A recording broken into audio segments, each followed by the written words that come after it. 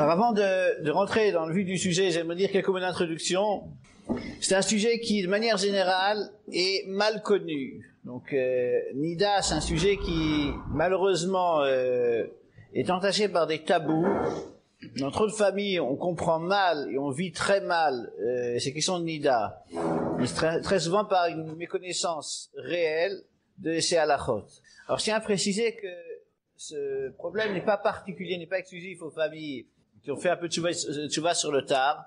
Même dans une famille, si vous voulez, où les enfants ont grandi dans un esprit de Torah, de mitzvot, il faut savoir que très souvent, il y a des problèmes essentiels au niveau de Nida. Et j'aimerais vous expliquer le pourquoi c'est important pour appréhender ce cours. Un enfant qui grandit dans une famille strictement orthodoxe, il sait que Shabbat, il n'a pas le droit d'écrire.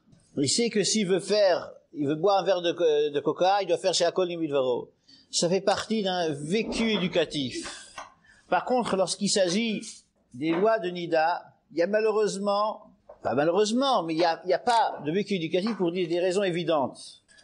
Ce qui fait que lorsque un enfant est préparé au mariage, que ce soit un garçon ou une fille, même lorsque la préparation est bien faite, ce qui est trop rarement le cas.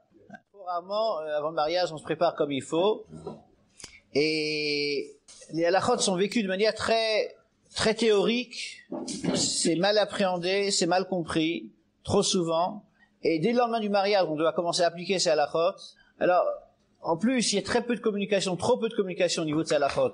Ces feuilles qu'on distribue dans les différentes communautés, le Shabbat, etc., même s'il y a parfois des choses de grande valeur, on parle jamais pratiquement de Nida. Les cours en public sont trop limités, il y en a trop peu. Et il y a une fausse pudeur, ce qui se concerne ces halachot. Quand la semaine dernière, il y a une femme qui est venue chez moi, qui a pleuré, elle me dit, voilà, moi j'ai grandi à Meknes, vous savez que Meknes c'était... Et avant le mariage, ma mère m'a toujours dit, elle n'a presque pas osé me dire, elle me dit un mot comme ça, tu sais, il y a le mikvé. Mais au-delà de cela, rien. Donc, mais même lorsqu'il y a eu un enseignement qui a été prodigé, et lorsqu'il y a des connaissances, ces connaissances sont très mal assimilées. Alors, je l'ai dit, je répète, le lendemain du mariage, on doit appliquer ça à la chôte. Alors, on n'ose pas parler. Il y a un faux tabou. En plus, il y a un défaut objectif, si vous voulez. C'est pas un défaut, mais c'est un inconvénient majeur du respect de ces halachot, c'est que ça se passe dans l'intimité conjugale, ou ça se passe très souvent dans l'intimité féminine. Alors, prenons l'exemple d'un Baal Tshuva qui revient d'un séminaire. Il s'est acheté une paire de tefilines, il vient le premier matin à la synagogue, il a mal compris où on doit mettre les tefilines. Lui, il a compris qu'on met les tefilines sur l'oreille. Bon, quelqu'un va gentiment lui dire, écoutez, cher monsieur, ça se met ici. Il faut savoir qu'il y a des couples qui vivent parfois, je parle de couples qui veulent respecter les halachot, qui vivent parfois pendant des dizaines d'années, dans des erreurs de la même intensité. Pourquoi? Parce qu'il n'y a pas de feedback, il n'y a pas de contrôle social, et ce qui fait qu'il y a des gros problèmes parfois, on s'en rend compte seulement lorsqu'on étudie. Alors il faut étudier ces halachot, et j'ai appris qu'il faut les réviser sans fin, parce que comme il n'y a pas de vécu éducatif, comme ça se passe un peu dans un faux secret, il y a très souvent des problèmes essentiels, il faut les revoir systématiquement parce qu'on oublie ces halachot.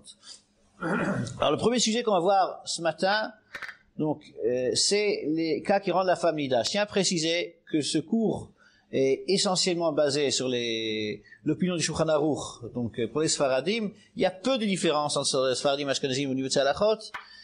Lorsqu'il y aura des différences, donc des applications pratiques comme les Ashkenazim présents, je dirai donc les détails pour les Ashkenazim, je les préciserai.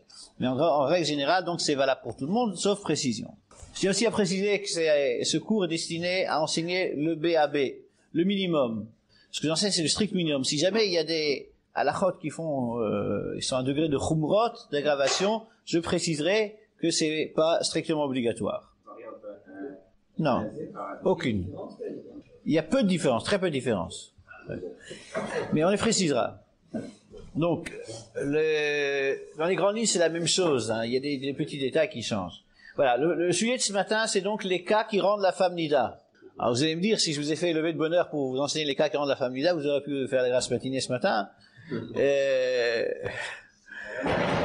Parce qu'on le sait très bien, c'est lorsqu'une femme a ses règles. En fait, la définition de Nida est une définition qui est beaucoup plus précise que cela. Une femme est Nida dans tous les cas où il y a eu un écoulement sanguin provenant de la cavité utérine. Je répète, un écoulement sanguin provenant de la cavité utérine.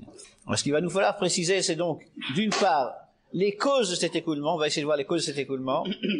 Ensuite, on va voir l'état de la femme. Dans un troisième temps, on va voir la définition du sang. Et on va donc analyser tant les couleurs que la taille du sang qui a été trouvé.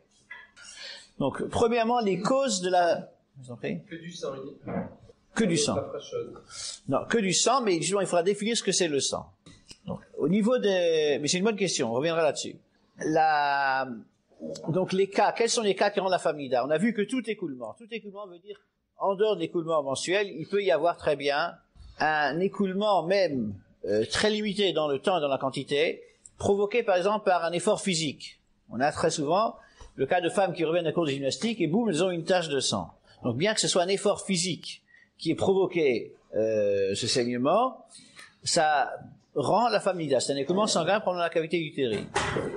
Ça peut être provoqué par un choc émotif. Choc émotif, vous avez une femme qui a vu un petit cafard, et elle a eu très peur, et boum, elle a une tache de sang, ça rend la femme nida. Donc bien que ce soit une cause extérieure.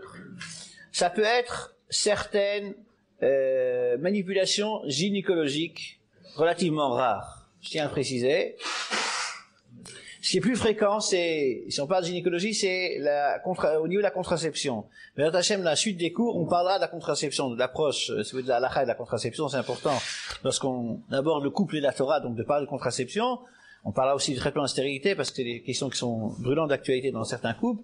Donc, au niveau de la contraception, j'aimerais non pas traiter la contraception, mais de voir les retombées de la contraception par rapport à Nida. Il faut savoir qu'il y a deux moyens de contraception qui posent problème trop souvent. C'est d'une part la pilule, d'autre part le stérilet. Lorsque une femme prend la pilule, donc encore une fois, je ne traite pas de la contraception de manière essentielle, je parle maintenant des retombées par rapport à Nida. Il faut savoir qu'une femme prend la pilule et qu'elle a oublié de prendre son comprimé, ou qu'elle a du retard dans la prise de son comprimé, ça peut faire saigner. Ça peut faire saigner, peut-être une tache, ça peut être un peu plus. Il faut savoir que, bien qu'on connaisse la raison de ce saignement, donc c'est un saignement qui est provoqué par le retard dans la prise de la pilule, ce saignement rend la femme nida. C'est un saignement provoquant de la cavité utérine, et donc c'est un saignement qui est tout à fait le statut de nida. Donc, lorsqu'on prend un contraceptif oral, il faut absolument se discipliner au niveau de l'horaire. Même médicalement, il faut savoir qu'une femme qui prend un contraceptif, d'habitude, il y a de bonnes raisons pour le faire, que médicalement, elle est moins couverte. Donc, c'est aujourd'hui, les pilules sont très faiblement dosées. Lorsqu'il y a un retard dans la prise de la pilule, il faut savoir que la couverture hormonale s'affaiblit et il y a donc une possibilité de conception. En ce qui concerne le stérilet, c'est un corps étranger. Un corps étranger qui est donc situé dans l'utérus et que l'utérus veut essayer de chasser, d'expulser ce corps étranger, ce qui provoque des petites contractions au niveau de la muqueuse utérine et qui peuvent provoquer un décollement de la muqueuse utérine. Alors s'il y a décollement de la muqueuse utérine, c'est un saignement et c'est un saignement qui a le statut de nida. Donc il faut savoir que les femmes qui ont un stérilet, très souvent, lorsqu'on pose le stérilet, ça les rend nida. Très souvent, elles vont au mikvé beaucoup plus tard, au lieu du 12e jour, elles vont le 15e ou 16e jour même plus tard, et parfois après le mikvé, il peut y avoir une tache de sang provoqué par le stérilet. Il faut savoir que le stérilet, donc, ça provoque un sang. Ce sang a le statut de nida. Il y a aujourd'hui mieux, enfin, il y a pire que ça. Il y a un stérilet qui est sur le marché qui s'appelle le Mirena. Et ce stérilet, il a comme inconvénient majeur, c'est que pendant 3 à 6 mois, la femme a des grandes difficultés pour aller au mikvé. Alors, au bout de 6 mois, il y a pratiquement plus de règles. Il y a plus des petits écoulements brunâtres qui très souvent sont des couleurs permises, qui font très rares, mais qui sont permis d'habitude. Donc, les gens vous diront, au bout de 6 mois, c'est prodigieux, il n'y a plus de règles. Alors, ce qui se passe au bout de 6 mois, s'il n'y a plus de règles, c'est qu'il n'y a plus de couple non plus. Parce qu'attendre 6 mois pour aller au mikvé, c'est dur. Je vous citerai le docteur Beniched, qui est le chef de service de la maternité de Bnei Brak, qui dit que c'est le meilleur moyen pour empêcher une grossesse pendant 6 mois, parce que pendant 6 mois, la femme n'ira pas au mikvé. Donc, moralité, bien que certains médecins vous conseillent au Mirena, il faut, c'est dans certains cas pour des raisons bassement matérielles, parce qu'au niveau de l'acte médical, c'est plus lucratif qu'un stérilet ordinaire, il est plus cher que le stérilet ordinaire. Mais il faut savoir que, sauf certains cas de pathologie assez spéciales, le Mirena est à déconseiller fortement. De manière générale, le stérilet est à déconseiller parce qu'il fait saigner, et donc ça rend la vie de couple difficile. Donc, lorsqu'un RAF permet la contraception, on préfère permettre la pilule que le stérilet. Alors, si on en est au rayon gynécologique, j'aimerais dire quelques mots au niveau de la consultation gynécologique, parce que là aussi, il y a des femmes qui sont un peu stressées par ce genre de consultation gynécologique et il faut éclaircir les choses. L'examen gynécologique classique ne pose aucun problème par rapport à Nida. Donc, tant qu'il n'y a pas de saignement, bien entendu. Donc, le fait de poser un spéculum, ou le fait de procéder à une échographie vaginale, ne rend pas la femme Nida. Ne pose pas de problème. Même chose s'il s'agit d'un frottis vaginal fait avec un coton-tige, il n'y a aucun risque de Nida.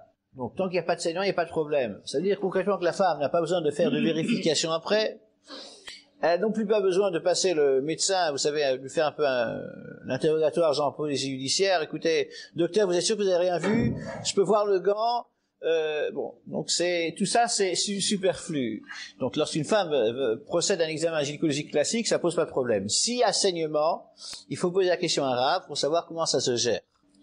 Certaines manipulations gynécologiques font saigner et ne rendent pas Nida. C'est principalement le cas de la pose d'un cerclage pendant la grossesse, ou lorsqu'on ouvre ce cerclage, ça fait saigner, et comme ce saignement ne provient pas de la cavité utérine, mais c'est au niveau de la cavité vaginale, ça rend pas la femme Nida. Même pas de la cavité utérine parce qu'il y a grossesse. Parce que le médecin le pratique au niveau de la cavité vaginale. Le cerclage est posé au niveau du col d'utérus, au niveau de l'exocole, pas au niveau de l'endocole. Certaines manipulations gynécologiques font saigner, rendent Nida même sans saignement, mais dans certains cas, c'est d'une part l'hystérographie, d'autre part l'hystéroscopie. Donc l'hystérographie, tzilum rechem, la radio de l'utérus. L'hystéroscopie, c'est l'introduction d'une sorte de une fibre optique à l'intérieur de la cavité utérine pour filmer ce qui se passe. Très fréquemment, ça rend Nida. Là aussi, il faut se tenir au courant parce qu'il y a des petites variations au niveau de l'imagerie médicale et donc il y a des changements, mais théoriquement, ça rend la femme Nida. Bon, bien entendu, il y a des démarches qui sont beaucoup plus pointues. Je vais pas faire un cours de gynécologie maintenant. Lorsqu'il y a un doute, on pose la question grave, savoir si l'examen a rendu la femme Nida ou pas. Un mot sur les rapports qu'on entretient les rabbinim et le monde médical.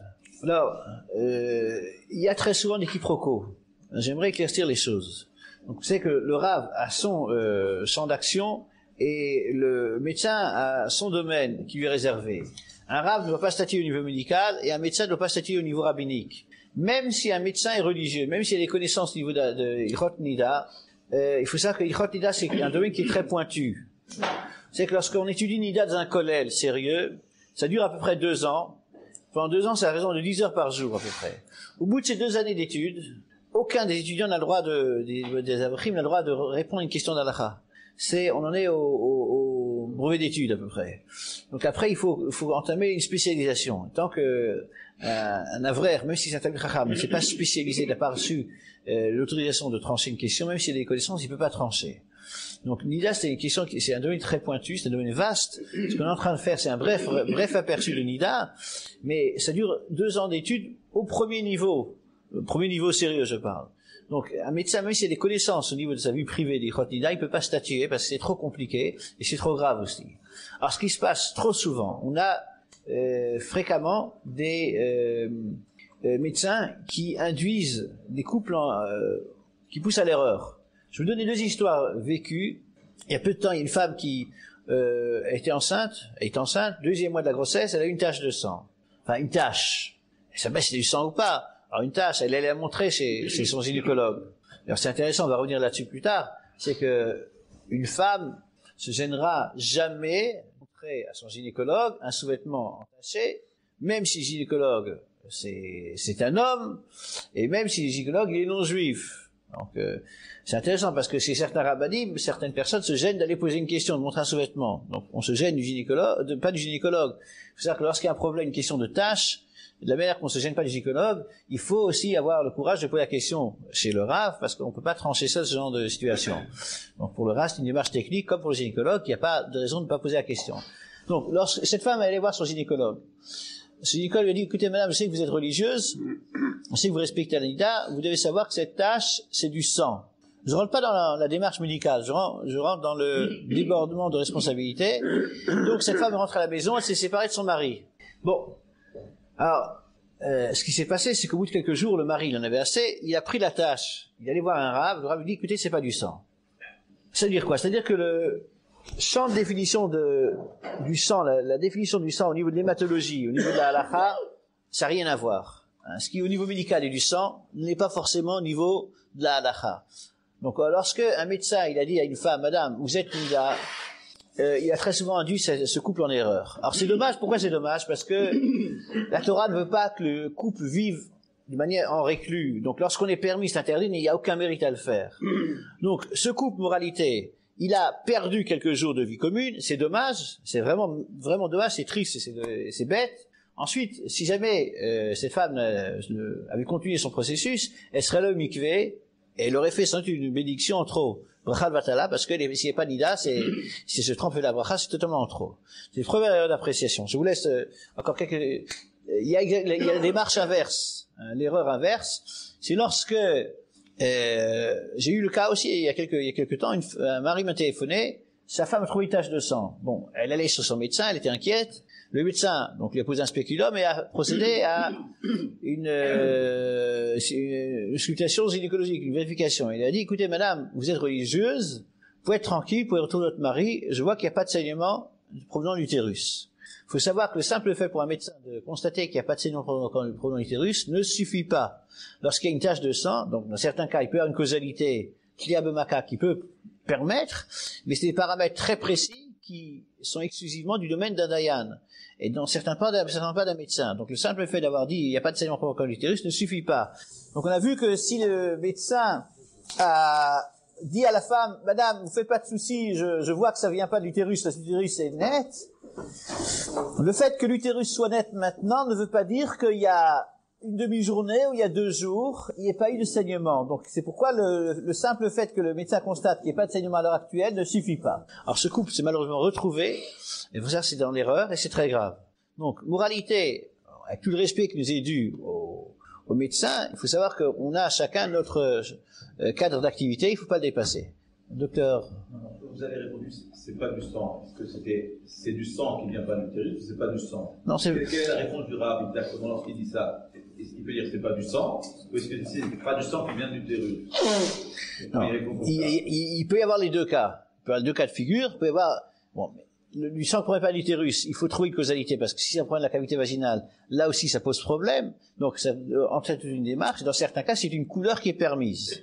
Vous avez dit dans un premier temps que la définition c'était le sang provenant de la cavité utérine. Oui. Si ça provient de la cavité vaginale, il n'y a pas de problème. Oui, mais il faut prouver, il faut avoir une certitude que ça provient de la cavité vaginale. D'accord, mais donc il y a une présomption lorsqu'on trouve du sang, lorsqu'une femme trouve du sang dans la cavité vaginale, il y a une présomption que c'est un utérus. Rov d'ami mais amokor, l'expression d'Agmara. Il y a une présomption que ça prend un utérus. On peut prouver, donc s'il y a une causalité, je parle par exemple un cas d'une femme qui a un étropion irrité, donc dans certains cas, encore avec des paramètres très précis, on peut trouver une causalité.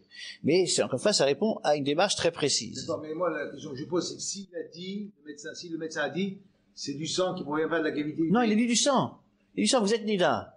Il a dit c'est du sang qui ne provient pas de la cavité utérine. Non, dans le deuxième cas ou le premier cas? Dans le deuxième cas. Deuxième cas, oui. Dans le deuxième cas, il a dit c'est du sang qui ne provient pas de la cavité utérine. Si son diagnostic est juste, il est persuadé que ça ne vient pas de la cavité utérine, ça ne pose plus de problème. Ça vient du vagin. Oui, mais non. Je répète, il a dit, madame, je vois qu'il n'y a pas d'écoulement provenant de l'utérus. Il n'a pas dit, je vois un étropion irrité, je vois une épisiotomie qui a mal été faite et qui peut saigner, donc certains paramètres très précis. Il a dit, la qualité utérine ne dégage pas de sang. Non, mais si ce diagnostic il est juste, elle n'est pas nida. Si, elle est nida parce que le fait d'avoir trouvé du sang, tant qu'il n'y a pas une causalité très précise, ne suffit pas. Il faut prouver que ce sang... C'est nécessaire, mais pas suffisant. Voilà. Le fait que ça provient de la c'est très bien, c'est nécessaire, mais pas suffisant. Donc on a besoin de cette constatation, mais ça ne suffit pas. Voilà. Donc ça c'est pour le rayon médical. Donc, on pourrait quand même imaginer le Rav, imaginons quel état du temps, qui demande à un médecin de vérifier. Tout à fait. On a quotidiennement, on travaille avec des médecins. Quotidiennement. D'où vient le saignement? Oui. C'est le médecin, c'est pas par rapport à la couleur qu'on verra d'où vient le saignement. Tout à fait. On a besoin, on a sans arrêt des consultations en commun.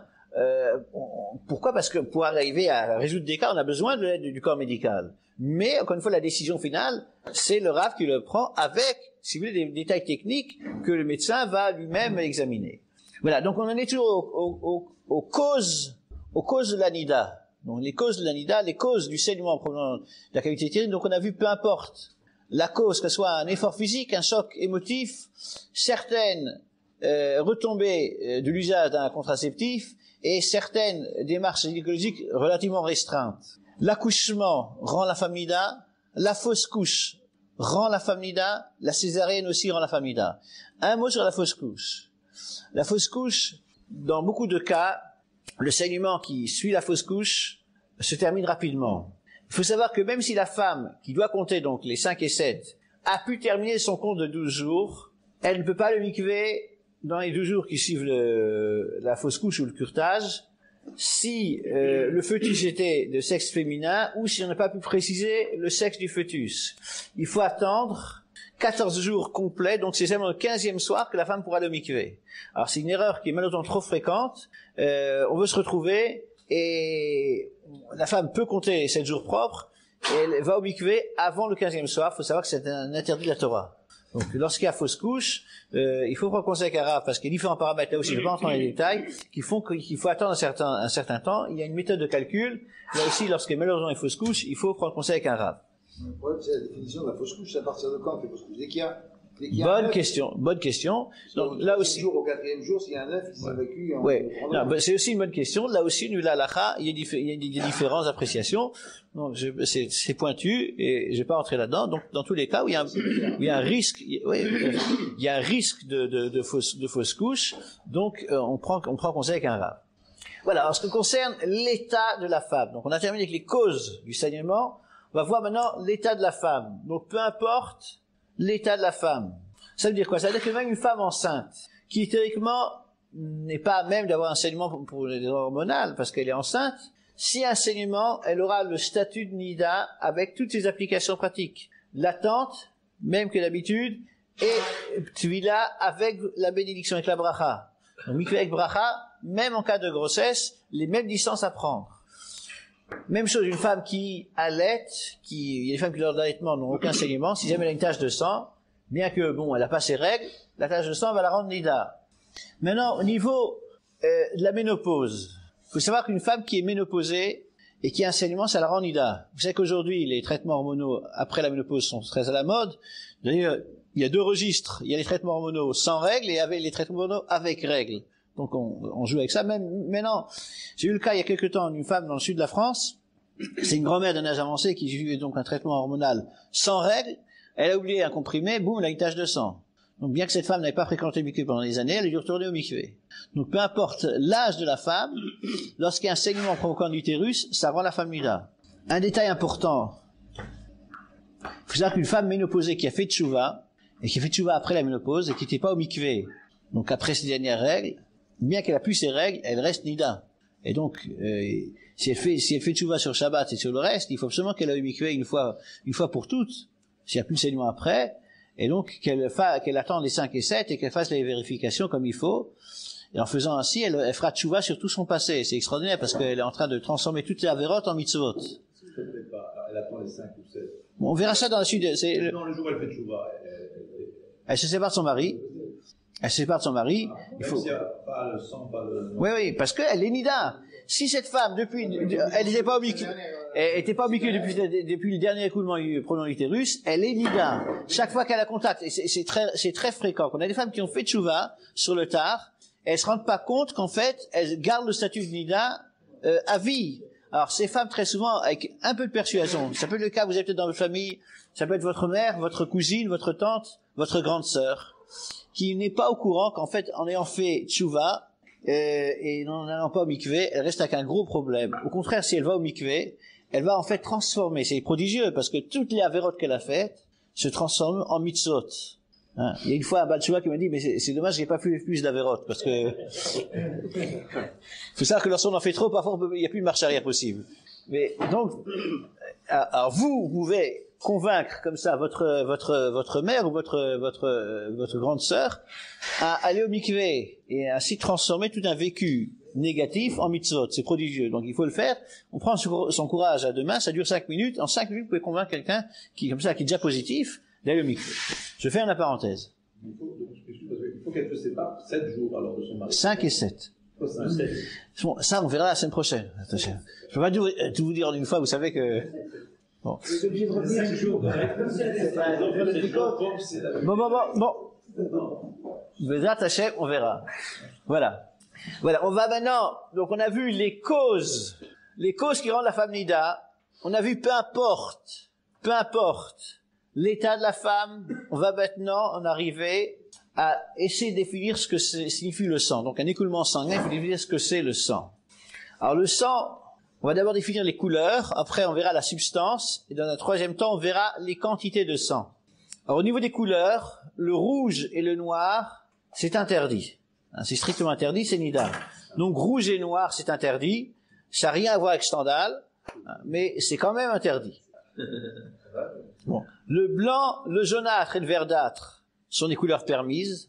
En présence de brun, de marron, de rose, d'orange ou de couleur bronze doré comme ça, assez sombre, il faut poser la question à un rave.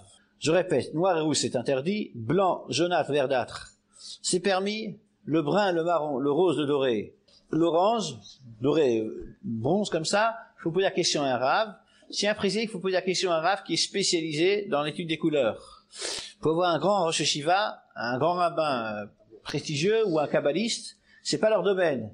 C'est comme aller lorsqu'on a une cheville qui s'est foulée, aller chez un dermato, ou lorsqu'on a un problème cardiaque, aller chez un stomatologue. Donc on se trompe d'adresse. Il faut aller chez un rat qui est spécialisé dans ces questions. Maintenant, comme on est entre hommes, j'aimerais vous dévoiler un petit secret.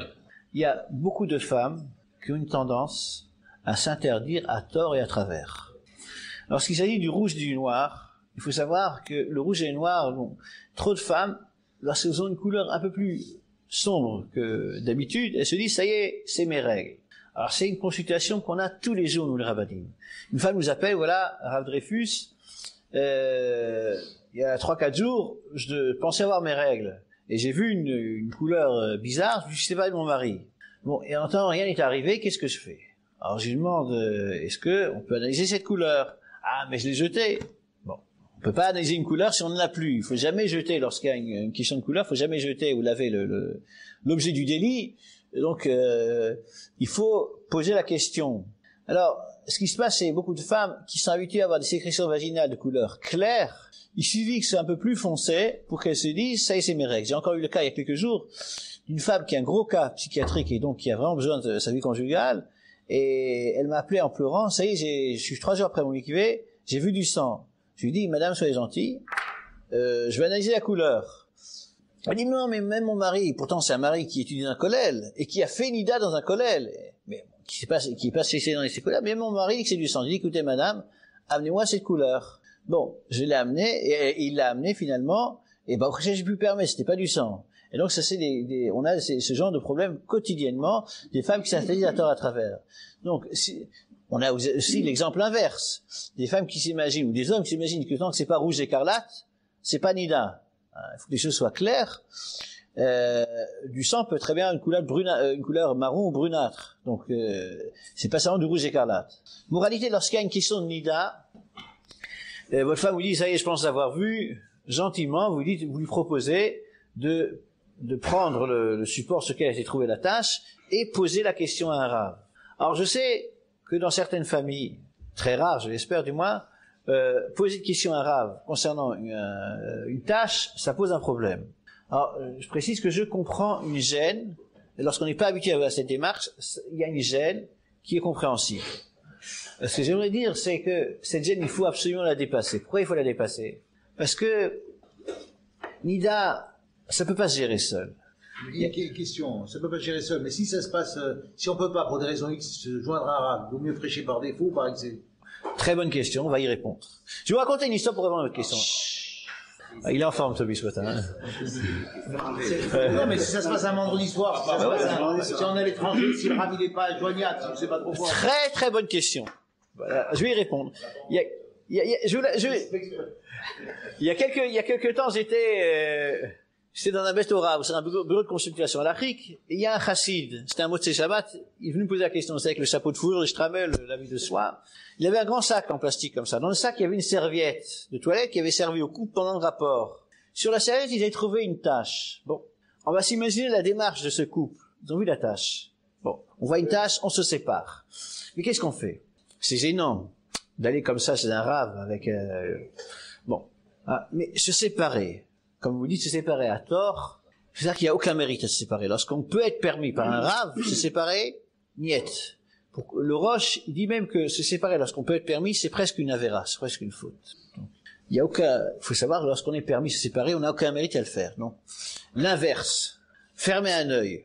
Fermer un œil sur un problème de nida, c'est dire, mais c'est tout petit, c'est pas le moment de tes règles, tu vas pas en faire une histoire, tu reviens du mikvé quand même, n'exagère pas, tu en fais trop, là tu en rajoutes, non, doucement. Bon. Faut savoir que c'est très grave, parce que fermer un œil sur nida, c'est que nida, c'est essentiel au niveau de gravité. Nida est sanctionné par karet. Alors, je vais pas vous dire ce que c'est karet, parce que je veux pas que vous fassiez des cauchemars ce soir. Mais il faut juste savoir que karet, c'est ce qui sanctionne les fautes les plus graves. Quelqu'un qui mange un petit pain à Pessah, ou quelqu'un qui mange une banane à Kippour, c'est karet. Nida est sanctionné par karet. Donc la seule démarche, lorsqu'on a un problème, c'est consulter le plus rapidement possible un rave, prendre son courage à deux mains et aller voir un rave, parce que ça peut pas se gérer seul. Dans l'attente, il faut se séparer. Donc on n'a pas, il faut se séparer parce que tant qu'on ne sait pas, s'il y a un risque d'attente, on se sépare, mais on va consulter un rave le plus rapidement possible. Lorsque vous avez une question urgente, vous pouvez très bien me téléphoner ou à d'autres rabbinim au milieu de la nuit. Une question urgente pour laquelle il y a besoin de réponses urgentes. Vous pouvez téléphoner n'importe quelle heure et les gens le font. Les gens qui connaissent la halakha savent très bien que lorsqu'il y a un problème réel, je vous dis que la dernière personne qui m'a consulté hier soir, c'est après 1h du matin. Donc il y a quelqu'un qui est venu me poser une question de couleur à 1h du matin, parce qu'il y avait un problème, et donc dans le doute, il devait s'abstenir, mais il voulait pas s'abstenir. Pourquoi s'abstenir lorsqu'on peut être permis? Donc ils sont venus poser la question. Et il n'y a aucun problème. Voilà. Ça peut pas se traiter par téléphone. Dans certains cas, oui. Plutôt téléphoner, parce qu'il y a certains paramètres que le RAF, qui a un peu d'expérience, peut arriver, c'est un problème que le RAF peut arriver à résoudre au téléphone. Dans certains cas, il devra, donc d'abord il m'a téléphoné ce monsieur, et je lui dis au téléphone, je ne peux pas vous répondre, il faut m'amener. Ouais. C'est même que le cas doit être résolu à 1h du matin. Si. Ils veulent se retrouver, et elle avait une tâche. Dans la fin des Nekim, mais au début, en période, après le mikvé, il peut y avoir une tâche, ou à l'approche des règles, et il y a un doute, elle a vu une couleur, et c'est des choses qui arrivent fréquemment. Il n'y a pratiquement pas un soir où j'ai pas ce genre de questions. Et je suis très content, parce que, vous savez, il faut aussi savoir une chose, lorsque vous téléphonez à un RAF, vous posez une question, bon, d'abord, la consultation est gratuite, les choses soient très claires. Donc, premièrement. Deuxièmement, Je suis déjà ça. Ouais. Ça rassure. Vous avez un 700. Là, j'ai montré quelque chose. Pas encore. C'est un 800, 700 c'est payant. Voilà, donc ensuite, c'est pas à vous de remercier le rave, mais c'est au rave de vous remercier. Parce que lorsque vous consultez un rave, c'est vous qui lui rendez service, parce que vous nous permettez à nous les rabbanim de faire notre métier, de faire un grand chesed, parce que notre but c'est de pouvoir permettre, et donc c'est à nous de vous remercier. Mais en moralité, lorsqu'il y a une question de nida, il faut poser la question. Je pense que ce soit le rapport après le mikvé. J'imagine le rapport le 27e jour, 28e combien. Pourquoi cet homme-là il peut pas attendre jusqu'au lendemain? Est-ce que la notion d'avoir un rapport, parce qu'un des deux ou les deux ont envie, ou un des deux a envie, vous fait réveiller à 1h du matin. J'imagine que vous nous avez expliqué le soir du mikvé, il y a une nécessité d'un rapport et tout ça. Mais là, c'est une envie physique qui...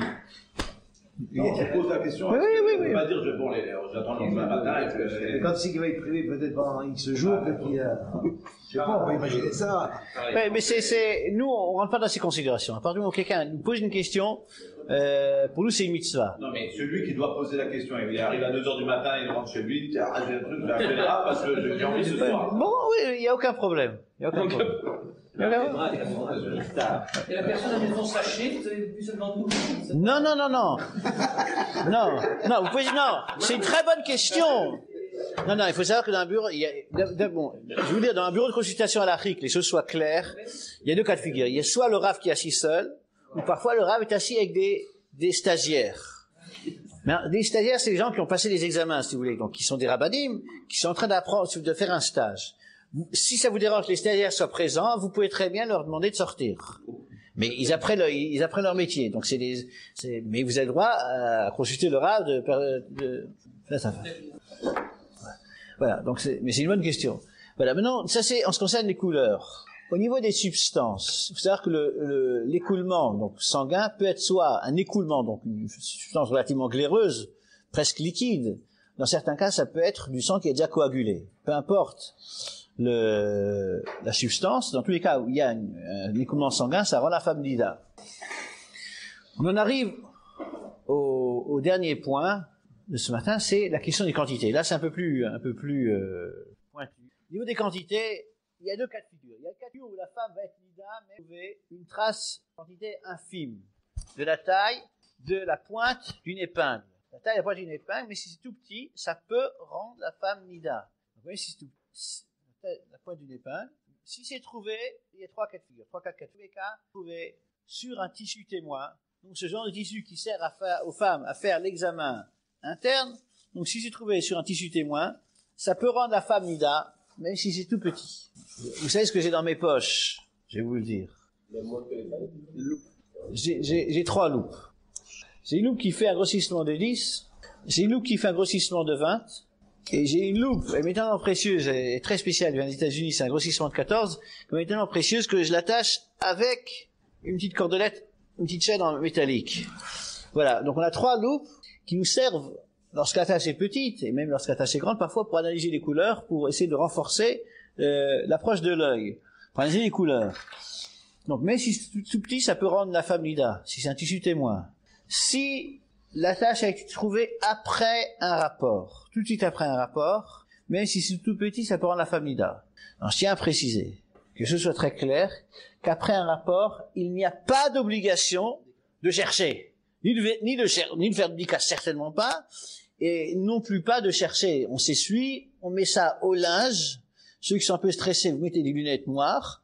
Donc, mais vous ne cherchez pas. C'est pas peine de chercher. Une femme a une cheskatara, elle a a priori qu'elle est autorisée, et elle garde sa priori après un rapport, donc c'est pas peine de chercher.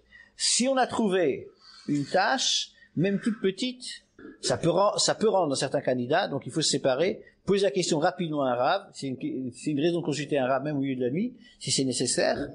Donc on pose la question, parce que dans certains cas, ça peut être nida, mais c'est tout petit. Troisième cas de figure, dans lequel une femme aura trouvé une tache de sang, ça va rendre nida, mais si c'est tout petit, si la tache a été trouvée après une hargasha, une perception, une sensation. J'explique et je définis ce que c'est les sensations, mais avant de le faire, je tiens à préciser que ce sont des circonstances relativement rares. Donc c'est pas la peine de trop en parler, parce que plus on en parle, chez certaines personnes, chez certaines femmes, ça développe l'imaginatif. Donc, c'est quoi les perceptions? Il y en a 3. Première perception, l'ouverture de l'utérus. C'est quasi inexistant. C'est très très rare qu'une femme puisse vous dire, j'ai ressenti que mon utérus ou le col utérus est ouvert. Deuxième perception plus fréquente, un petit peu, c'est un ébranlement, zazua. Petite histoire, à Bnei Brak, Rav Dessler, il y avait une femme dans un taxi, et un gosse qui a sauté devant le taxi. Le chauffeur, il a freiné à toutes ses forces, j'aime pas le terme français, freiné à, bon, il a freiné toutes ses forces, et la femme qui était dans le taxi a vu la scène, elle a eu très très peur. Elle a eu un frisson, un ébranlement, une secousse très forte, et elle a vu une tache de sang. Baruch Hashem, l'enfant, rien ne lui est arrivé, le chauffeur a essayé d'éviter, mais la femme, bien que c'était une petite tache, comme il y a eu un ébranlement, une argasha, une perception, bien que la tache était petite, elle est devenue nida. Donc après le mikvé, c'est ennuyeux. Donc perception, premièrement, ouverture de l'utérus, deuxièmement, ébranlement, troisièmement, argashat, zivat, davar, lach. La perception d'un écoulement interne. Alors ce qui est très fréquent chez les femmes, c'est qu'elles ressentent une humidité extérieure. C'est mouillé. Elle se dit c'est une argasha. Non, c'est pas une argasha. Une argasha, une perception, c'est un écoulement interne. C'est un peu plus fréquent que les autres perceptions, mais c'est relativement rare. Donc après ce genre de perception, il y a 2 applications pratiques. Une femme doit faire une vérification après ce genre de perception, premièrement. Deuxièmement, si une tâche a été trouvée après une perception, même si la tâche est petite, même toute petite, la femme aura sa nida. Maintenant, ne vous interdisez pas à tort et à travers, parce que c'est relativement rare. Les cas où il y a une vraie perception d'une tâche, c'est rare. Là aussi, vous téléphonez au rave. Quatrième cas qui peut poser problème, et là, il y a une différence entre les Sfaradim et les Ashkenazim, c'est lorsqu'une femme trouve du sang avec les urines. Si c'est une femme qui est Sfarade, et qui a une infection urinaire, elle sera permise. Si c'est une femme ashkénaze, elle devra poser la question à un rav. Donc, ça c'est une différence entre Sfarad et Ashkénaze. Dernier cas, et là aussi c'est une question qui m'est posée quotidiennement. Avant d'en parler, j'aimerais préciser que j'emploie un langage qui peut parfois un peu choquer. On se dit avec un rav, avec une grande barbe qui vient de mes bras comme ça. Bon, si j'appelle les choses par leur nom, j'essaye de parler de manière claire, même si c'est un peu cru parfois comme démarche, c'est pour des raisons de yirat shamayim, de crainte divine. Lorsque les choses sont clair-obscur, dans le brouillard, on n'appelle pas les choses par leur nom, on reste très souvent dans l'à peu près. L'à peu près est grave, lorsque les choses sont pas claires, on n'a pas compris, on n'ose pas poser des questions, et on vit dans l'interdit trop souvent. Bon, c'est pour donc des raisons de yirat shamayim que j'essaie d'être clair, mais ici parfois c'est un peu choquant. Alors, j'aimerais vous ramener une consultation qui est quotidienne. On me téléphone, Rav Dreyfus, oui bonjour, je peux vous poser une question? Oui s'il vous plaît. Voilà, j'étais aux toilettes ce matin, j'ai uriné. Après avoir uriné, j'ai regardé le papier de toilette. Quel est mon statut? Voilà, je vais pas vous dire la réponse que je donne à cette femme, parce que là aussi différents paramètres. Ce qu'il faut savoir, Rav Rabota, est-ce que vous pouvez dire à la maison mon nom, c'est que le papier de toilette, on ne le regarde jamais. Jamais. Le papier de toilette, il n'y a aucun mérite à le regarder, ça n'a pas valeur de vérification, donc on ne le regarde jamais. Alors, ce que je vous dis, vous allez essayer de convaincre votre épouse. Il y a des femmes rares sont un peu curieuses. J'avais un collègue aux États-Unis, il y avait tellement de femmes qui posaient des questions avec des papiers de toilette qu'il a essayé de leur infliger une amende. Chaque fois qu'elle regarde, une pièce dans la boîte de la tzedaka. C'est une curiosité féminine que nous les hommes ne comprenons pas, c'est comme ça. Donc malgré ce que vous avez essayé de les convaincre, elles risquent quand même de regarder le papier de toilette. Donc on va faire les trois étapes des commandements, les trois commandements. Grand A, on ne regarde jamais le papier de toilette. Grand B, on a regardé le papier de toilette, on fait pas de vérification. La vérification n'a pas de sens, parce que si elle est interdite, la vérification, même si elle est nickel, peut pas la permettre, et inversement, si le papier de toilette aurait été permis, la vérification peut l'interdire. On fait pas de vérif. Troisièmement, grand C, on met le papier de toilette de côté et on téléphone à un rav. On pose la question au téléphone au rav. Dans certains cas, le rav devra examiner le papier de toilette. Alors vous allez me dire, mais ça se fait pas quand même, on demande assez de respect par rapport à Banim, en plus, ça y est, c'est un rav avec un papier de toilette. Alors que les choses soient claires. À Bnei Brak, dans les bureaux de consultation halachique, vous avez deux entrées. L'entrée pour les hommes, l'entrée pour les femmes. Dans beaucoup de bureaux. Et vous avez les femmes les plus ortho, vous savez, celles qui ont une perruque, le chapeau sur la perruque, les manches qui vont jusqu'ici, le col qui va jusque là-haut. Bon. Ces femmes vont tous les jours consulter avec le drap, le sous-vêtement, la serviette de toilette, les protections périodiques, le papier toilette. Pourquoi? Parce que pour un rav, c'est une démarche technique et on ne peut pas rester dans le doute. Donc pour un rav, il n'y a aucun problème de poser ce genre de questions. Il y a une question, on la pose, on ne reste pas dans le doute. Voilà, donc ça c'est par rapport au papier toilette, on ne le regarde jamais. On l'a regardé, on ne fait pas de vérification et on pose la question à un rav, savoir comment ça se résout et vous suivrez les instructions de votre rav. On va maintenant aborder le cas où une femme va avoir du sang et ça va pas la rendre nida. Alors, je tiens à préciser que, comme vous êtes des Français, vous aimez comprendre, je vais vous frustrer. Je pourrais pas vous expliquer ce qu'on va étudier maintenant, ça va vous paraître incompréhensible. Alors, ceux qui vont me faire confiance vont être gagnants, vous allez voir. Ceux qui voudront pas, ben, tant pis pour eux. Il y a 3 cas de figure où une femme va trouver du sang et ça va pas la rendre nida. Trouver, c'est-à-dire qu'il n'y a pas une perception. Je précise, sans perception. Une femme qui trouve une tache de sang qui fait moins de 19 mm de diamètre, que grise. Moins que la taille de longue du pouce. Ça, c'est toujours sang rouge ou noir. Du sang, rouge ou noir, ou brun. Du sang. C'est du sang, sans doute. Et donc, ce sang, bien trouvé sur un sous-vêtement de couleur blanche, même pendant les 7 jours de pureté des Shivanikim, ne rend pas la femme nida. Même pendant les 7 jours de pureté. Vous allez me poser la question, pourquoi? Je vais vous répondre, parce que. Très bien, vous vous rappelez la leçon. Voilà. On a dit auparavant, sur le tissu témoin, qui sert à faire la vérification, après un rapport ou après une perception. Là, une femme trouve, sur un sous-vêtement, elle n'a rien senti, une tache. Moins de 19 mm sur un sous-vêtement blanc, ça rend pas la femme nida. 19 mm de diamètre, la taille de longue du pouce. 2 cm pratiquement. La taille longue du pouce. Et la mesure est faite par le ram, faite par la... Si la femme voit que c'est petit, qu'il n'y a pas de doute, et la femme peut mesurer elle-même, ou le mari. Si c'est à la limite, le rav qui a certains moyens de mesurer, sera consulté. Au niveau, de la tâche qui a été trouvée, donc on a expliqué que la tâche doit faire moins de moins du que gris, moins 19 mm de diamètre. Donc peu importe que ce soit une tache longue, ronde ou longue ou large, donc il y a, si vous voulez, une quantité de sang qui fait un diamètre de moins de 19 mm de diamètre. Donc si c'est une tache qui est en longueur, il faudra donc faire un calcul de surface. Donc, bon, ça, les rabbinim ont des méthodes de calcul pour arriver à résoudre ces problèmes. Et à quel moment on mesure la police? Dès qu'on voit la tâche. Non, elle peut voir ça, elle peut voir ça. Oui, bon, quand elle voit, elle pose la question. Ouais. Deuxième cas de figure, une femme trouve sans perception une tache pas un écoulement, sur un sous-vêtement de couleur, de préférence foncée. Ça rend pas la femme nida. Mais pourquoi? Réponse. Parce que, très bien. Sans la taille. Même si c'est plus de 19 mm, une tache, pas un écoulement, parce qu'une femme pourrait mettre à la limite des sous-vêtements de couleur foncée ou des protections périodiques noires pendant tout le mois, elle serait jamais nida. Il s'agit d'une tache, pas d'un écoulement.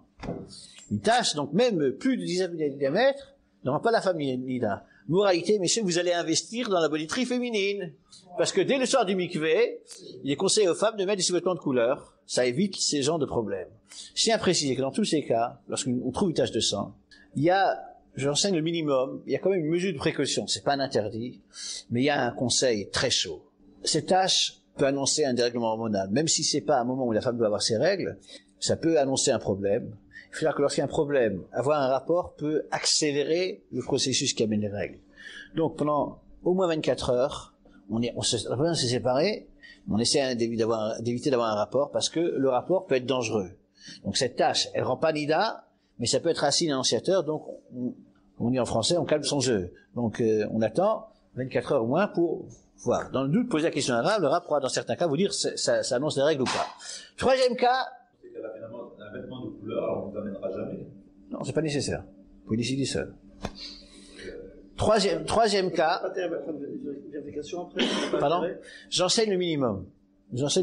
Ceux qui comprennent les allusions comprennent. J'enseigne le minimum. Troisième cas de figure, lorsqu'une femme trouve sans perception une tache, pas un écoulement, dans la baignoire, même blanche, dans la cuvette de WC, ou par terre, ou dans la douche, ça rend pas la femme nida. Vous allez me poser la question, pourquoi? Je vais répondre, parce que. Voilà. Sans perception. Les perceptions, c'est soit l'ouverture de l'utérus, soit une secousse, un ébranlement, soit un écoulement interne. Voilà. Donc ça, c'est les cas où la femme n'aura pas le statut nida. Je vais raconter une histoire. Il y a quelque temps, il y a un monsieur qui me téléphone. Je ne sais pas si je vous l'ai raconté ou pas, mais même si je l'ai raconté, je vais la raconter parce que c'est des choses qui nous arrivent fréquemment.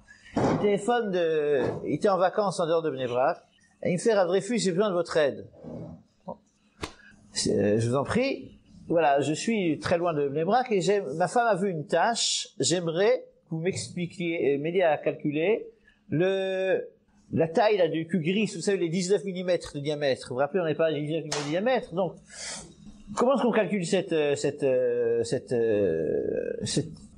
quantité de sang? Alors, il s'agit d'une personne qui est une personne avancée dans la Torah. C'est quelqu'un qui tous les jours étudie la Torah. C'est une profession libérale, donc c'est un monsieur très intelligent dans son domaine. En Israël, c'est un des plus grands spécialistes. Je ne vais pas rentrer plus dans les détails parce que bien entendu, je respecte son anonymat. Donc c'est un monsieur très intelligent et donc qui est avancé dans la Torah et il étudie tous les jours. Et alors, en lui parlant, je me suis rendu compte tout d'un coup que ce monsieur voulait que je lui explique comment on calcule ces 19 mm sur un tissu témoin. Et j'ai failli m'évanouir. Sur un tissu témoin, il suffit d'une toute petite pointe, d'une toute petite trace, si c'est du sang, pour que la femme ait le statut de nida de la Torah. Donc sans aucun compromis. La quantité de 19 mm qu'on a expliqué qui ne rend pas la femme nida, c'est seulement si ça a été trouvé sur un sous-vêtement, ou sur un drap, ou sur une serviette, sans perception. Donc, c'est une erreur fréquente. On connaît le 19 mm, et parfois on l'applique à tort et à travers. Donc, les 19 mm ne sont pas vrais lorsqu'il s'agit d'un tissu témoin. On a vu donc, premièrement, que nida, c'est tout écoulement provenant de la cavité utérine, écoulement sanguin, peu importe la cause.